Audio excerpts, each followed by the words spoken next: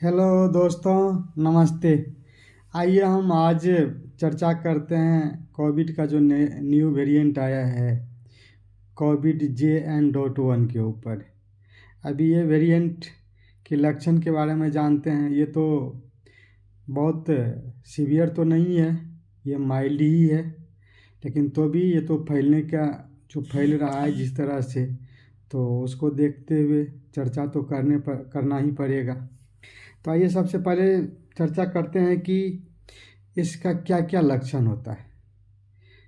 देखेंगे कि long time खांसी होगा, नाक से पानी आएगा, थ्रोट में पेन होगा, फीवर होगा, जोड़ों की फीवर होगी, स्पीड जिसको बोलते हैं, हाई हाई फीवर होगा।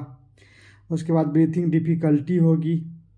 और इस वेरिएंट में नया क्या है कि लूज मोशन भी होता है, इसमें लूज मोशन भी होगा। इतना चीज़ अगर किसी भी आदमी में दिखता है तो हम डायरेक्टली नहीं कह सकते हैं कि कोविड ही है।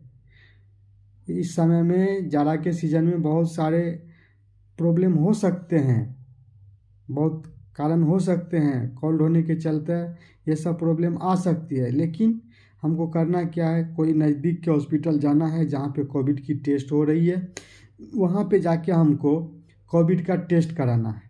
अगर कोविड पॉजिटिव है तो हमें क्या करनी है कि कोई भी जहाँ पे कोविड की ट्रीटमेंट चल रहा है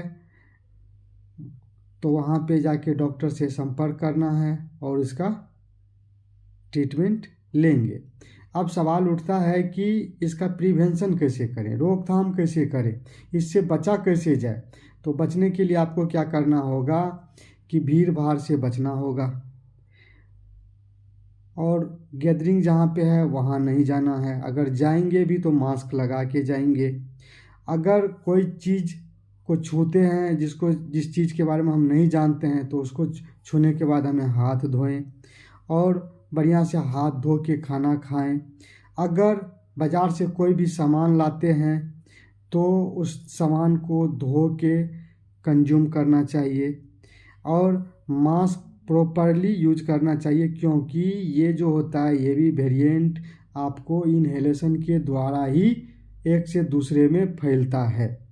तो हमें ध्यान रखना चाहिए कि जितना भी सोशल डिस्टेंस बनाएंगे उतना अच्छा रहेगा।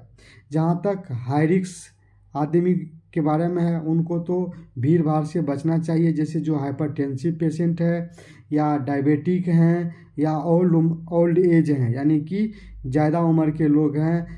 तो ऐसे लोगों को भीड़ भाड़ से बचना चाहिए और भीड़ भाड़ में उनको नहीं जाना चाहिए। तो आज इतना ही इसके बारे में। नमस्ते, थैंक्स।